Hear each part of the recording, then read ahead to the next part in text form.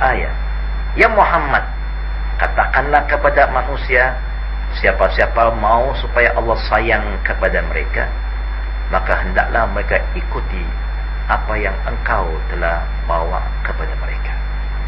Berdasarkan ayat yang telah kami terangkan tadi, jelaslah wajibnya atas setiap umat Islam yang beragama dengan mengikut Quran dan Sunnah. Artinya orang Islam wajib ikut Quran dan Sunnah dalam ibadahnya, kerana telah diperintah oleh Allah dan Nabi-Nya Muhammad sallallahu alaihi wasallam. Kita kembali kepada tajuk yang kita ingin fokuskan pada kali ini, iaitu tajuk solat. Kenapa kita solat? Telah saya jelaskan dari awal tadi, kerana ada perintah dari Allah, aqimus solat. Bagaimana pula kita nak laksanakan solat itu? Datang pula perintah dari Nabi Muhammad sallallahu alaihi wasallam. Hadis daripada Bukhari, Muslim dan Tirmizi, ada juga Bukhari, Muslim dan Imam Ahmad, mengatakan bahawa Rasulullah telah bersabda, "Sallu kama ra'aitumuni usalli."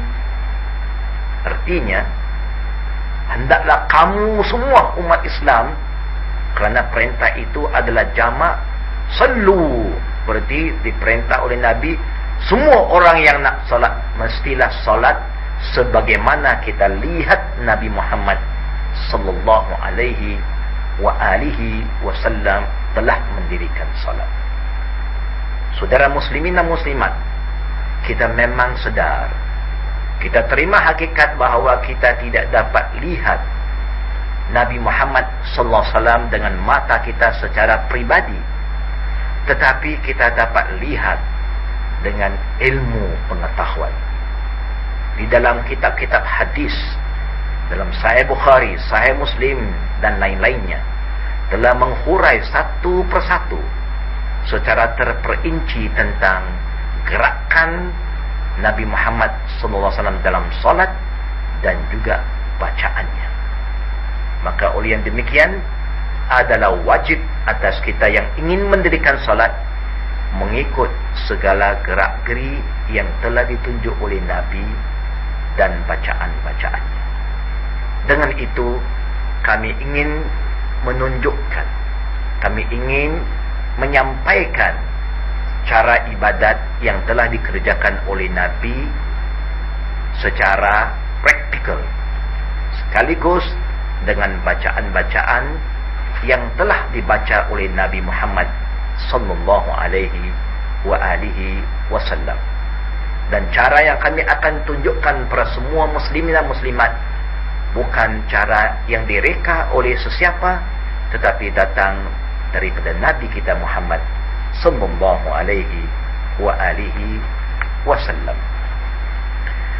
Para jemaah, para hadirin dan hadirat yang kami muliakan, pentingnya kita mengikut sunnah Nabi dalam mengerjakan solat ini ialah kerana sunnah ini merupai arahan dari Nabi, maka hukumnya bukan sunat seperti mana pada orang awam faham bahawa yang dikatakan sunnah itu sunat. Tetapi ada sunnah yang hukumnya wajib kalau sunnah Nabi itu diperintah oleh Nabi. Dan di antara satu sunnah yang diperintah oleh Nabi adalah solatnya. Sebagaimana telah yang kami baca dari awal tadi, Rasulullah telah bersabda, "Sallu kama ra'aitumuni usalli." Dirikanlah salat kamu semua sebagaimana kamu telah lihat saya kerjakan salat tersebut. Para saudara muslimin dan muslimat, untuk memulakan salat kita, jangan kita lupa beri perhatian kepada sabda Nabi kita Muhammad sallallahu alaihi wa alihi wasallam, yaitu Rasulullah telah bersabda, "Miftahus salati tuhur." Miftahus salat at-tuhur. Wa tahrimuha takbir wa tahliluha taslim. Hadis ini adalah hadis riwayat Abu Daud Tirmizi, dan Hakim, dan disahkan oleh Hakim dan disetujui oleh Az-Zahabi. Maksud hadis ini adalah seperti berikut. Kunci salat adalah kesucian. Artinya tanpa kesucian, hadas kecil atau hadas besar, maka salat itu tidak sah. Dan salat ini bermula dengan takbiratul ihram dan diakhiri dengan taslim. Maksud yang ringkas, yang dinamakan salat yang diwajibkan mesti ada kesucian dan kebersihan dari hadas kecil dan besar, ialah salat yang bermula dengan takbiratul ihram dan diakhiri dengan taslim, yaitu assalamualaikum. Apa-apa ibadat yang tidak bermula dengan takbiratul ihram dan disudahi dengan taslim, yaitu assalamualaikum, tidak diwajibkan adanya wudhu. Itu maksud hadis. Nah, sama-samalah kita periksa lagi perkara yang sangat penting sebelum kita mulakan salat ini. Pertama sekali, niat kita. Memang Rasulullah SAW telah bersabda, innamal a'malu bin niat. Semua amalan itu mesti bersama dengan niatnya. Memang kita semua sadar bahawa tidak ada satu manusia yang hidup di dunia ini membuat sesuatu pekerjaan tanpa ada niat, kecuali imma dia anak-anak atau orang gila. Tetapi timbulnya suatu persoalan, di mana letaknya niat. Menurut contoh dari Nabi kita Muhammad sallallahu alaihi wasallam dan para sahabat radhiyallahu anhum hatta a'imma arba'ah, kesemuanya setuju niat bukan lafaz. Niat mahali tempatnya adalah di hati kita. Dalam bahasa yang lebih mudah, niat itu adalah suatu ingatan. La sautan, la wala harfan. Artinya niat itu tidak ada huruf dan tidak ada suara. Dia lintasan hati. Maka sekarang kita sedar, bila kita nak dirikan solat, mesti sudah ada niat.